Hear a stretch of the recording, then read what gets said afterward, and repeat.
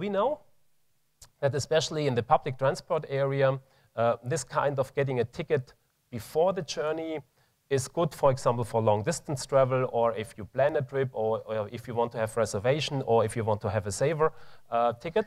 But you also need something for an ad hoc journey or for some spontaneous travel. So in addition to that, as a complementary way, we are introducing now, or we are testing out in a pilot phase, a kind of a pay-as-you-go method and scheme of electronic ticketing.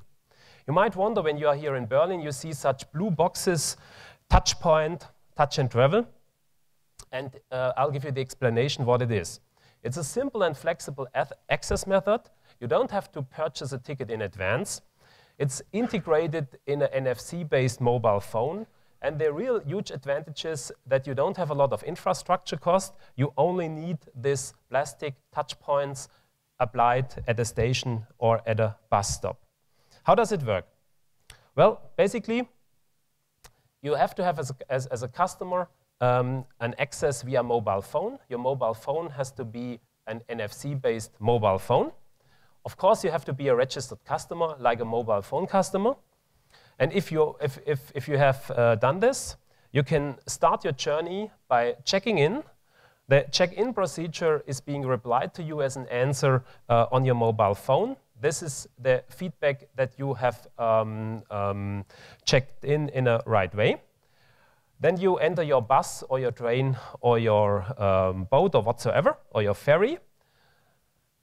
And in the train or in the bus, your ticket can be verified by the control people. Then you switch to another bus or other train, you have some changes. No problem, you don't have to check out or check in. You just enter the next train or the next bus, and at your final destination, at your exit point, you check out. You get the checkout message, and at the end of the month, you get an invoice of all your journeys, like you get the invoice for a mobile phone. So this second scheme of electronic ticketing is a complementary scheme. So we see, as the next years coming on, two ways of electronic ticketing. So the conventional ticketing, inclusive electronic ticketing for the journey before you start the journey, and second, for the issue when you enter a bus or a train for ad hoc travel. This is the second lever. And then as kind of going on, what is the future? You might have seen this Railteam logo on some of our websites or on some of our paper products. Railteam is high-speed connection railways alliance of 7 railways. The 7 railways comprise a high-speed network from London to Vienna, from Hamburg to Nice. And these network major partners are, for example, Eurostar, SNCF, ÖBB, SBB, us. So this high-speed network offers you a lot of trains per day, and it's a very competitive network against the airline and car business. What are the value-added features for the customer? We want to offer in the future easy access to information and price availability in a much easier way than it is today. Here we have realized the first steps and the first successes, but there's still a huge way to go to do this huge amount of work to harmonize here the availability and pricing schemes. Second of all, we are applying better information before, during, and after the travel. Here you will see this or next year very good information media, mostly via the mobile phone, similar to what you have in Germany via mobile.bahn.de. Similar to this kind of information services, you will see a lot of very innovative information services if you have delays or if you want to check which train is going on. In addition, we will offer additional services like high-quality services for wireless LAN access, for example. We in Germany have already in more than 50 trains an internet access in the ICE trains, together with our partner T-Mobile, and other railway companies have similar services.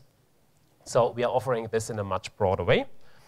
Third, we have already realized an improved connection experience.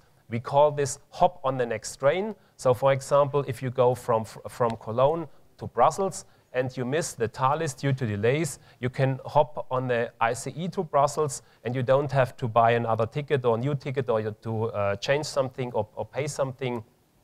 So this is the way how we offer here improved connection experiences with a hop on the next train.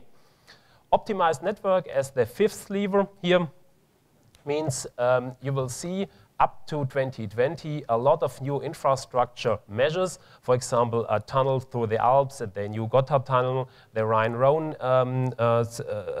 part for the French colleagues. We will have, again, better infrastructure here in Germany.